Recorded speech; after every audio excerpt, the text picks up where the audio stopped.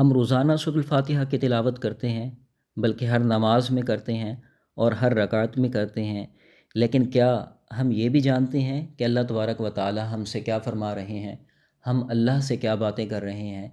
نہیں جانتے، اس لیے کہ ہم نے قرآن پاک کا ترجمہ پڑھا تو ہے لیکن سیکھا نہیں ہے۔ لہٰذا میں آپ کو آج قرآن پاک کا ترجمہ انتہائی آسان انداز سے سکھاؤں گا۔ میں نے آپ کو ترجمہ پڑھانا نہیں ہے، ترجمہ سکھانا ہے۔ تو لہٰذا ہمارے ذہن میں یہ بات رہنی چاہیے کہ ہم نے ترجمہ پڑھنا نہیں ہے بلکہ ترجمہ سیکھنا ہے۔ تو ہم ابتدا کرتے ہیں سورۃ الفاتحہ جو قرآن پاک کی پہلی سورت ہے، اس سے میں تھوڑی سی تلاوت کر دیتا ہوں، اور ساتھ ساتھ ہم ہر لفظ کو اردو سے مکس کر کے جو الفاظ اردو میں استعمال ہوتے ہیں ہم اس کو اردو سے ملا کر اس کا ترجمہ سیکھیں گے۔ یاد رکھیں کہ ہم نے ترجمہ سیکھنا ہے، ترجمہ پڑھنا نہیں ہے۔ تو جب اس طرح ہم ترجمہ سیکھیں گے تو پورے قرآن پاک میں یہ الفاظ دوبارہ کہیں بھی استعمال ہوں گے تو ہمیں ان کا ترجمہ پہلے ہی سے آتا ہوگا۔ بسم اللہ الرحمن الرحیم، الحمد للہ رب العالمین۔ اب بسم اللہ سے ہی ہم ابتدا کر لیتے ہیں۔ لفظ بسم اللہ میں اسم جو استعمال ہو رہا ہے، ہم اردو میں اس کو آلریڈی استعمال کرتے ہیں کہ آپ کا اسم مبارک کیا ہے، اسم گرامی کیا ہے، اور دوسرا لفظ اللہ ہے، لفظ اللہ ہے، یہ بھی ہم اردو میں استعمال کرتے ہیں۔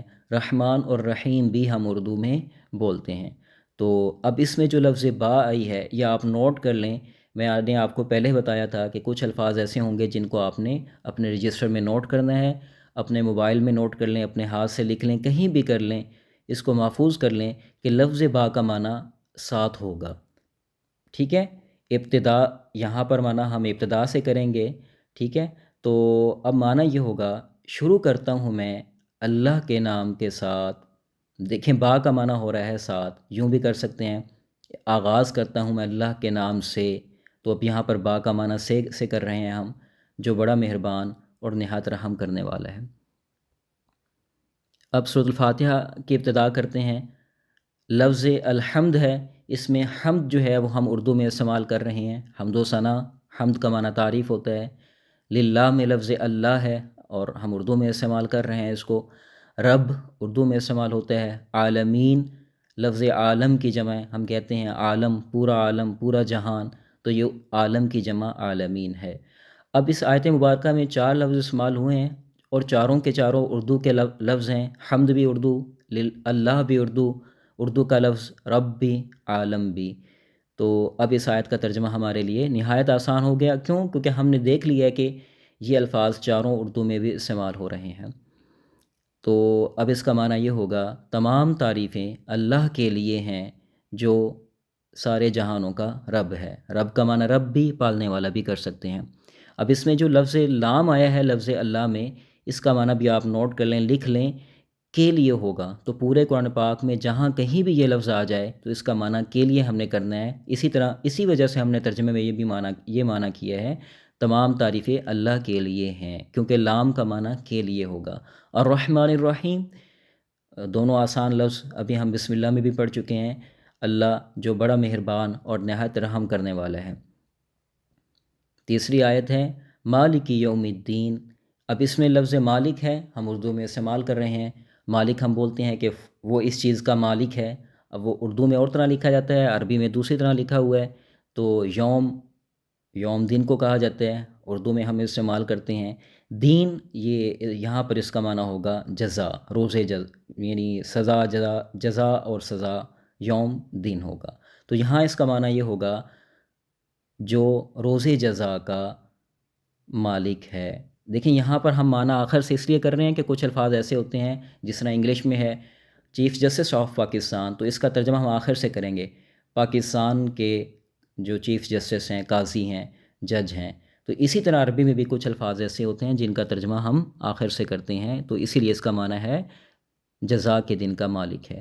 ایاک نعبد و ایاک نستعین، ایاک بھی لفظ نوٹ کر لیں، ہمیشہ اس کا معنی یہی کریں گے ہم، تجھ سے ہی، تو ہی، تیری ہی، تو تینوں طرح اس کا معنی ہو سکتا ہے۔ اب آپ نے پورے قرآن پاک میں یہ لفظ جہاں کہیں استعمال ہوگا آپ کو اس کا معنی اگر آپ نے اپنے ہاتھ سے لکھا ہے تو انشاءاللہ یاد رہے گا۔ نعبدو عبادت کی طرح ہے، اور پھر آگے واو آ رہا ہے، اس کو بھی لکھیں، نوٹ کر لیں۔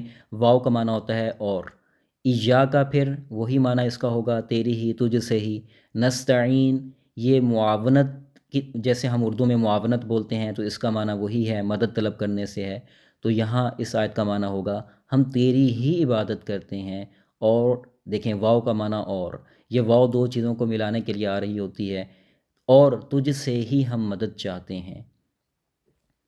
اگلی آیت ہے اہدنا الصراط المستقیم۔ اہدنا یہ ہدایت کی طرح ہے، تو اب اس سے ہمیں اتنا تو سمجھ آ گیا ہے کہ اس کا معنی ہدایت کی طرح ہوگا، ہدایت دینے سے ہوگا۔ اب کیا یعنی ہمیں ہدایت دے، اس کو ہدایت دے، یا ماضی کے اعتبار سے اس کا ہم ترجمہ کریں گے، یا فیوچر کے اعتبار سے کریں گے کہ ہدایت دی یا ہدایت دے یا ہدایت دیں گے، یہ ہمیں ہماری جو سیریز ہے معلم القرآن والی، اس میں معلوم ہوگا کہ ہم نے کون سے زمانے کا، فیوچر پاسٹ کا کس طرح ترجمہ کرنا ہے۔ لیکن یہاں پر ہم نے صرف اتنا یاد رکھنا ہے اہدنا یہ ہدایت کی طرح ہے، لہٰذا اس کا معنی ہوگا ہدایت سے۔ تو اہدنا ہمیں ہدایت دے، نون الف نا کا جو یہاں پر معنی کر رہے ہیں وہ ہے ہمیں، تو یاد رکھنا ہے اہدنا ہمیں ہدایت دے، الصراط راستہ، المستقیم سیدھا راستہ۔ تو اہدنا الصراط المستقیم ہدایت دے ہمیں سیدھے راستے کی۔ کون سا سیدھا راستہ ہے؟ صراط الذین انعمت علیہم، صراط پھر وہی معنی ہوگا کہ راستہ، الذین، الذین کو، لفظ الذین کو نوٹ کر لیں کہ کبھی بھی کہیں بھی یہ قرآن پاک میں آ جائے تو الذین کا معنی ہم کریں گے وہ لوگ یا جو لوگ، ٹھیک ہے؟ صراط الذین ان لوگوں کا راستہ، راستہ ان لوگوں کا، انعمت علیہم، انعمت یہ انعام کی طرح ہے، اردو میں لفظ انعام ہم بولتے ہیں۔ اب کچھ الفاظ تو ویسے ہی آ جائیں گے جیسے اردو میں استعمال ہوتے ہیں، جیسے لفظ اللہ، رب، تو کچھ الفاظ ایسے ہوں گے جو ملتے جلتے ہوں گے، جیسے انعمت یہ انعام کی طرح ہے، اس سے ملتا جلتا ہے، تو لہٰذا اس کا معنی یہ ہوگا ان لوگوں کا راستہ جن پر آپ نے انعام کیا، غیر المغضوب علیہم ولا الضالین۔ اب لفظ غیر جو ہے ہم اردو میں استعمال کرتے ہیں، کیا وہ ہمارا کوئی غیر ہے یا وہ کوئی غیر ہے؟ وہاں پر کیا مطلب ہوتا ہے؟ مطلب یہ ہوتا ہے کہ وہ علاوہ ہے، ہمارے کوئی علاوہ ہے، تو یہاں پر بھی یہی معنی ہم نے کرنا ہے۔ اب سمجھیے گا، غیر المغضوبی نہ کہ ان لوگوں کا راستہ یا ان لوگوں کے علاوہ، مغضوب علیہم جن پر آپ کا غصہ ہے۔ مغضوب یہ غضب سے ہے، اردو میں ہم لفظ غضب استعمال کرتے ہیں، تو اس کا معنی ہوگا کہ نہ کہ ان لوگوں کا راستہ کہ جن پر آپ کا غصہ ہے، غضب ہے۔ ولا الضالین واو پھر آ گئی ہے، واو کا معنی ہم پیچھے پڑھ چکے ہیں، اگر آپ نے نوٹ کیا ہے تو آپ کو اس کا معنی یاد ہوگا، اس کا معنی اور ہے۔ اور لفظ لا آیا ہے، لا کو بھی نوٹ کر لیں، لکھ لیں۔ لا کہیں بھی قرآن پاک میں آ جائے تو لا، عربی میں ہم سنا ہوگا آپ نے، عربوں میں لا بہت زیادہ بولتے ہیں، لا لا، تو اس کا معنی ہوتا ہے نہیں۔ ولا الضالین اور نہ ان لوگوں کا راستہ کہ جو گمراہ ہیں، ضال گمراہ کو کہا جاتا ہے۔ تو دیکھیں اب اس پوری صورت میں 7 آیات میں کچھ الفاظ ایسے ہیں جو ہم اردو میں استعمال کر رہے ہیں بالکل ویسے کہ ویسے جیسے عربی میں موجود ہیں، کچھ الفاظ ایسے ہیں جن کو ہم اردو میں استعمال کر رہے ہیں، یہاں پر اس سے ملتا جلتا لفظ آ گیا ہے۔ اب اس سے ہمیں کیا پتہ چلتا ہے؟ یعنی قرآن پاک کو سمجھنے کا ایک طریقہ ہے، اگر ہم یہ یاد رکھ لیں کہ کون سے الفاظ ایسے ہیں جو اردو میں استعمال ہو رہے ہیں اور کون سے ایسے ہیں جو اس سے ملتے جلتے ہیں، تو ہمیں یقیناً کچھ لوگوں کو سورۃ الفاتحہ کا ترجمہ آتا ہوگا، بہت لوگوں کو آتا ہوگا، لیکن اس طریقے سے پڑھنا اور سمجھنا کہ ہم نے جو یہاں پر پڑھا ہے وہ پورے قرآن پاک میں کہیں بھی آ جائے تو وہ ہمیں اس کا معنی دوبارہ کرنا نہ پڑے بلکہ ہمیں پہلے سے ہی آتا ہو۔ تو یہ ہمارے کورس کی ابتدا ہو گئی ہے، ہم انشاءاللہ پورے قرآن پاک کا ترجمہ اسی طریقے سے پڑھیں گے اور سمجھیں گے۔ اب آپ نے کمنٹ میں مجھے بتانا ہے کہ آپ کو اس طریقے سے کتنی سمجھ آئی ہے اور کتنے پرسنٹ سمجھ آ گئی ہے، آپ کے کنسیپٹ میں کتنے فیصد اضافہ ہوا ہے۔ دیکھیں میرا مقصد جو ہے وہ آپ کو کنسیپٹ دینا ہے کہ آپ کا کنسیپٹ کلیئر ہو جائے، تو انشاءاللہ ہمارے لیے ترجمہ سیکھنا آسان ہو جائے گا، نہ کہ ترجمہ کرنا۔